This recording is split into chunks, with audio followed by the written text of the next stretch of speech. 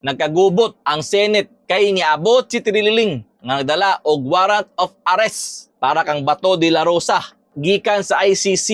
Ha? Nga ingon sa uban nga ICC tanod daw si Trililing. Ha? But we'll not talk about that. Og tan-aw na to karon kung unsa ba ni katarong si Trillanes sa una sa siya pa ang senador. Ha? Tanaw na to, mao ni ang video sa PGMN nga ilang gi-release. So naada ni na part gi-example si Trillanes atong i-play. Halimbawa, sa Senado daw, yung sweldo at allowances ng staff pwedeng ma-release sa legislative staff ng senador through special powers of attorney lang. May authorization lang ng senador na kunin lahat ng sweldo. Hindi tuloy malaman ng mga auditor kung totoo bang staff ang mga nasusweldohan o ghost employees lang. Oh, di ba?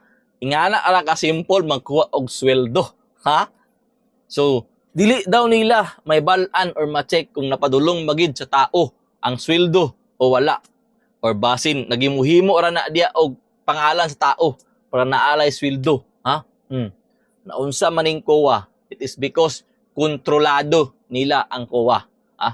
Mao na problema karon. O, toy padayon na. Si Trillanes nga diba? Pati houseboy, pati mga family driver niya naka-item sa Senado as consultant. Tapos 16 members ng Magdalo Group na nakasama niya sa mutiny, naka-item din as consultants. Pati campaign donors niya. Sa akin talagang kailangan ko sila Talagang sila yung tumutulong sa akin para magawa ko yung mission ko. Isipin mo, Senador, 63 ang consultants, lahat daw yun confidential agents niya na tumutulong sa office niya for intelligence gathering, field research, tsaka staff work. 400,000 pesos lang ang suggested na gastos ng COA para sa consultants ng Senador si Trillanes. Pero siya, 1.6 million pesos ang budget monthly. Oh, di ba? Tanawa. Tanawa na iyong trailing ug unsang nakatarong, ha?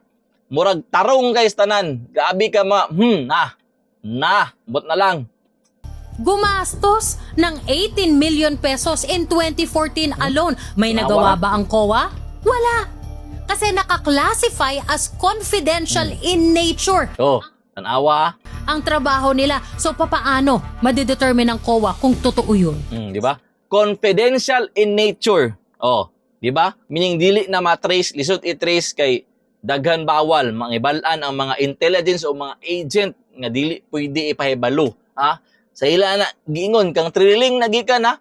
Confidential in nature. Unya karon gibanatan nila ang confidential funds ni VP Sara Duterte nga confidential in nature gani, ha?